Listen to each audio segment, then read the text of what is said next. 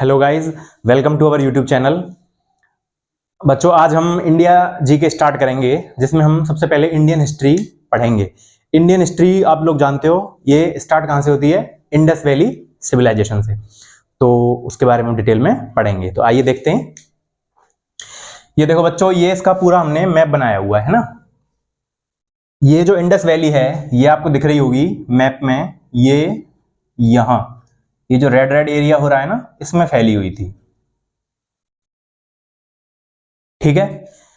Civilisation क्या होती है पहले हम ये जानेंगे। सिविलाइजेशन बोलते हैं हम किसी एक निश्चित क्षेत्रफल में रहने वाली जनसंख्या जो सभ्यता संस्कृति अपनाती है ना, उसको सिविलाइजेशन या सभ्यता बोलते हैं, है ना। तो इसका नाम इंडस वैली सिविलाइजेशन क्यों पड़ा? क्योंकि इंडस नाम की रिवर के किनारे ये सिविलाइजेशन पनपी थी, इसलिए इसका नाम इंडस वैली सिविलाइजेशन पड़ा था।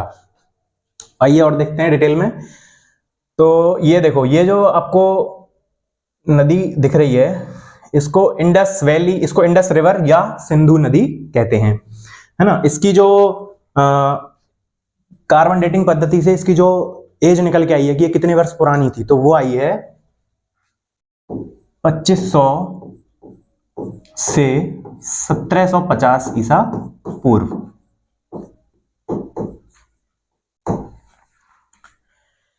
ये कैसी सभ्यता थी? ये कांस्य युगीन सभ्यता थी, यानी इसमें कांसे के सिक्कों का अधिक प्रयोग होता था।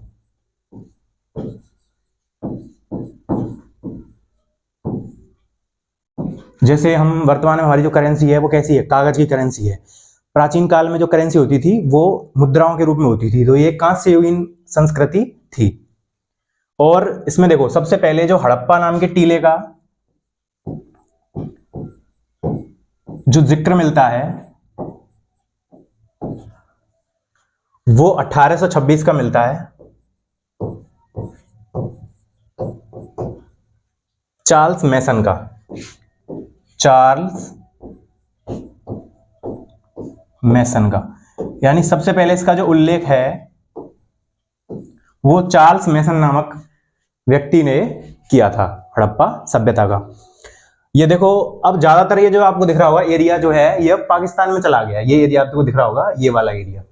कुछ हिस्सा इसमें भारत में भी है, जैसे गुजरात और ये पंजाब जम्मू कश्मीर का इलाका थोड़ा बहुत, लेकिन अधिकतर इसका जो भाग है वो पाकिस्तान में जा चुका है। तो पाक के पंजाब प्रांत में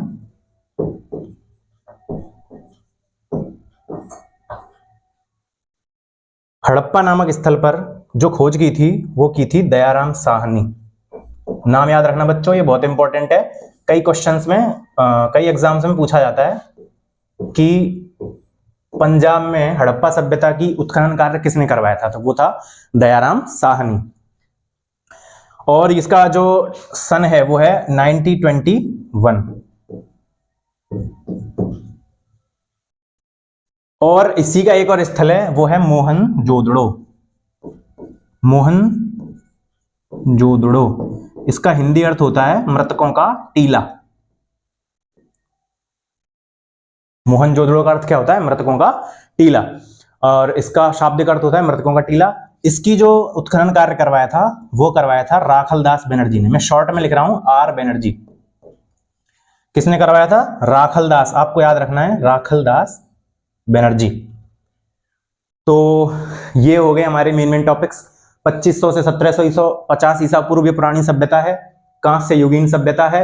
हड़प्पा टीले का सबसे प्रथम उल्लेख जो मिलता है वो चार्ल्स मैसन द्वारा किया हुआ मिलता है 1826 का। पंजाब में इसकी, पाकिस्तान में, ये ध्यान रखना हिंदुस्तान का नहीं है, ये पाकिस्तान के पंजाब में इसका उत्खनन कार्य करवाया था दयाराम साहनी ने 1921 में। और मोहनजोदड़ो का उत्खनन कार्य करवाया था राखलदास बनर्जी ने इसी के एक साल बाद, ये याद रखना है आपको, 1922 में। ठीक है, आगे देखते हैं। तो ये जो सभ्यता है ना, ये त्रिभुजाकार, देखो आपको दिख रहा होगा, ये ऐसे करके एक दिख रहा है, ये ट्राइंगल सा बना रही है ना। तो ये कैसी सभ्यता थी? त्रिभुजाकार सभ्यता थी।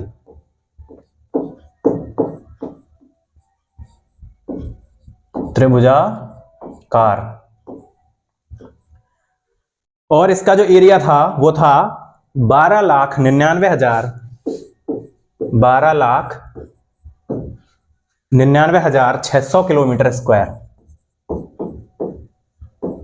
कितना था? 12,99,600 किलोमीटर स्क्वायर। और ये एक नगरीय सभ्यता थी। कैसी सभ्यता थी? नगरीय, ग्रामीण नहीं थी, ये ध्यान रखना है आपको।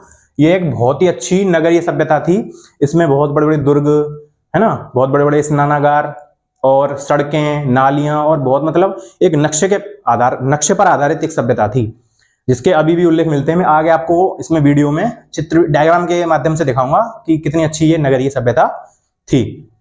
इसका जो समाज था, जैसे आजकल जो समाज है, जो भारतीय समाज है, वो ज्यादातर कैसा है? पितृसत्तात्मक समाज है। यानी इसका जो मुखिया होता है समाज का घर में, वो होता है उसका पिता। लेकिन ये जो सभ्यता थी ये मातृसत्तात्मक थी। कैसी थी? यानी इसमें जो घर परिवार का मुखिया होता था वो माता होती थी। ये मातृसत्तात्मक समाज था। और इसमें देखो, इसमें बहुत सारी चीजें मिली हैं। इसमें बांट मिले हैं, जैसे जो तराजू में यूज होते हैं ना, गांव के बच्चे जानते होंगे बांट किसको बोलते हैं। जो तोलने का एक उपकरण होता है जिसको तराजू बोलते हैं, उसमें बांटों का प्रयोग किया जाता था। तो इसमें जो बांट मिले हैं ना, वो दशमलव प्रणाली पर आधारित मिले हैं। किस पर मिले हैं? दशमलव प्रणाली पर आधारित। दशमलव प्रणाली। बांटों का जो माप था वो 16 का गुणज के रूप में मिला है। जैसे 16 के गुणज कैसे? 16 है ना, 64, 160 इत्यादि है ना, आदि। 16 के गुणज में उनकी माप मिली है। और इसमें ईंटों का अनुपात मिला है, वो मिला है 4:2:1। 4 अनुपात, ये बेटा याद रखना है अनुपात आपको, 4:2:1। ईंटों का अनुपात क्या है? 4:2:1। ये क्वेश्चन कई बार पूछा गया एग्जाम्स में, इसको आप ध्यान रखना। और यहाँ के लोगों का मुख्य व्यवसाय क्या था? कृषि और पशुपालन। मुख्यतम क्या था? कृषि। ठीक है। और यहाँ पर जो प्रमुख फसलें जिनके साक्ष्य मिले हैं, सभी देखो, सभी फसलों के साक्ष्य नहीं मिले हैं, परंतु कुछ फसलों के साक्ष्य मिले हैं जिनको वो अपने दैनिक जीवन में उपयोग भी करते थे। वो थी गेहूं और यव, या जिसको जौ भी बोल देते हैं ग्रामीण भाषा में, जौ। ये यहाँ की मुख्य फसलें थी। सर्वाधिक स्थल जो मिले हैं इसके, वो देखो मैप में आपको दिख रहा होगा, देखो गुजरात सबसे ज्यादा डार्क है, तो इसके जो सर्वाधिक स्थल मिले हैं वो कहाँ मिले हैं? यहाँ मिले हैं, गुजरात में। ठीक है ना। तो ये सब आपको ध्यान रखना है। हाँ, तो अब देखो आगे आपको थोड़े डायग्राम दिखा देता हूं।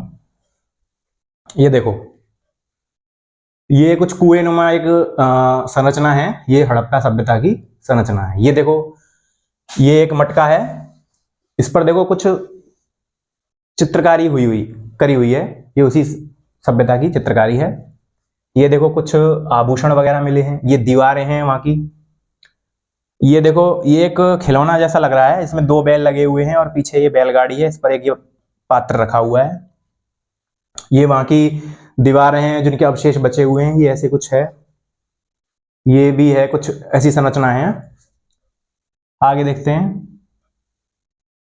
ये देखो स्वास्तिक, बेटा ये जो स्वास्तिक है ये हड़प्पा सभ्यता से नहीं मिला है, लेकिन ये हमने एक आइकन के लिए बना दिया है यहाँ पर कि वहां पर स्वास्तिक के चिन्ह मिले हैं, जिससे पता चलता है कि ये जो सभ्यता थी वो हिंदू सभ्यता या वैदिक सभ्यता के नजदीक एक सभ्यता थी, क्योंकि यहाँ पर हवन कुंड के साक्ष्य भी मिले हैं। और स्वास्तिक आप जानते हो ये हिंदू धर्म में एक पवित्र चिन्ह के रूप में माना जाता है। तो ये जो सभ्यता थी हम कह सकते हैं कि ये हिंदू और वैदिक सभ्यता के निकट सभ्यता थी। ठीक है। और देखो यहाँ पर क्या क्या था, यहाँ पर पर्दा प्रथा प्रचलित थी। कौन सी प्रथा? पर्दा प्रथा। आप जानते हो पर्दा प्रथा क्या होता है? इसमें घर की स्त्रियों को अपने मुंह को ढककर रखना पड़ता था। तो ये प्रथा जो है ये इस समय भी मौजूद थी। ठीक है ना। और यहाँ पर देखो लोथल एक स्थान है, इसमें सिंधु सभ्यता में एक लोथल नामक स्थान है। वहां पर क्या मिला है? बंदरगाह के साक्ष्य मिले हैं। बंदरगाह के, बंदरगाह आप जानते हो जहां पर जहाजों का आना और जाना होता है। तो उस जमाने में भी हम इससे बंदरगाह के साक्ष्य से ये अंदाजा लगा सकते हैं कि सभ्यता कितनी विकसित सभ्यता थी। ठीक है। और इसमें एक तांबे की गाड़ी भी मिली है, तांबे की गाड़ी।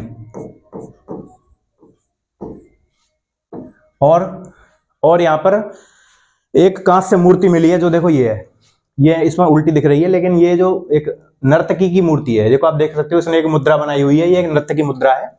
ये मूर्ति भी यहाँ पर मिली है।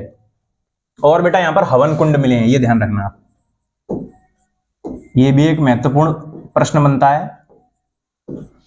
हवन कुंड से ये पता चलता है कि ये जो सभ्यता है इसमें थोड़ा वैदिक सभ्यता का भी प्रभाव था, क्योंकि वैदिक सभ्यता में जो यज्ञ या हवन है उसको बहुत महत्वपूर्ण माना जाता है। और यहां पर मोहरें मिली हैं कुछ, मोहरें जो कैसी हैं, जो कई प्रकार की हैं, जैसे वर्गाकार हैं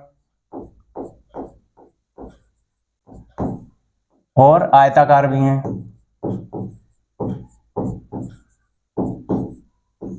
त्रिभुजाकार भी हैं।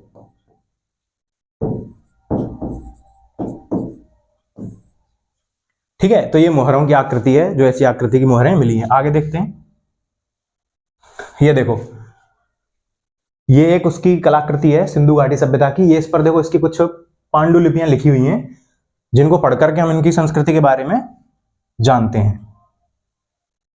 तो देखो ये एक बहुत अच्छी नगरीय सभ्यता थी, बहुत उन्नत सभ्यता थी, परंतु ये समाप्त क्यों हुई? तो इसके पीछे कई विद्वानों के कई कारण दिए हैं, लेकिन इसका सबसे मुख्य कारण है वो ये माना जाता है कि इस सभ्यता के समय कई भयंकर बाढ़ आई, क्योंकि देखो ये पूरा आपको एरिया दिख रहा होगा, ये नदियों से घिरा हुआ क्षेत्र है। तो ये उस समय पर जो नदियां थी वो अनियमित थी, यानी उनका कोई निश्चित रास्ता नहीं था। वो उसने इस सभ्यता में बाढ़ आदि लाए। और एक विद्वान और हैं, वो इसका कारण बताते हैं कि इस जगह पर सूखा पड़ा, कई वर्षों तक बारिश नहीं हुई, जिसके कारण नदियां भी सूख गई। और आप जानते हो कि बिना जल के, बिना पानी के कोई भी सभ्यता नहीं पनप सकती। और पर जलवायु परिवर्तन इत्यादि अनेक कारण हैं जो इस सभ्यता को, विनाश को बतलाने का प्रयास करते हैं, परंतु वास्तविक कारण क्या था ये अभी तक पता नहीं लग सका है। तो ये था हमारा सिंधु घाटी सभ्यता का एक चैप्टर। आशा करता हूं आपको अच्छा लगा होगा। अगर आपने हमारी वीडियो अच्छी लगी हो तो हमारे चैनल को लाइक, सब्सक्राइब करें। धन्यवाद।